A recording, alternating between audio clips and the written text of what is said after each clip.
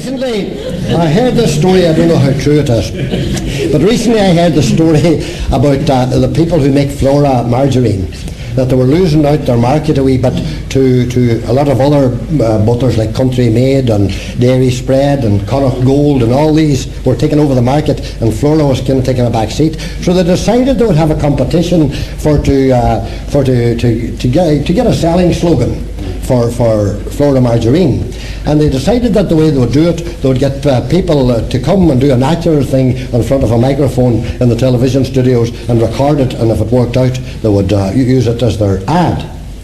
And they were intrigued to get an entry from a fella from West Donegal. So he found himself up one day in the studio with about 10 others. So it came his turn, and the floor manager says to him, well, you know what you've got to do. He says, all you have to do is just tell us a story why you eat Flora Margarine. He says, there's a microphone over there. He says, don't worry about the lights and the cameras. He says, you'll be okay. So your man gets up in front of the mic and he says, well, nowadays I always eat the Flora, because when I was a wee boy, I always liked the country butter. And my mother, God be good to her, for my father wasn't.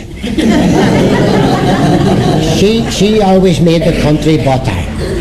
And I always liked it, especially when there was no hairs in it. Then one time I was hired with a big farmer near Castlefin, and I heard that the mistress made country butter, and I was waiting for the chance to get a bite of it because I loved the country butter. Then one day after the work, and she made the dinner, and after the dinner she made a big pot of tea, and she had a big corn scone, and she took a big dodge of country butter and she put it on the corn scone and she gave it to me. And I says, oh jeez, this is great. And I took a bite out of it, and I thought I was poisoned. My God, I waited till I got her back turned, and I gave it to the big sheepdog that was under the table.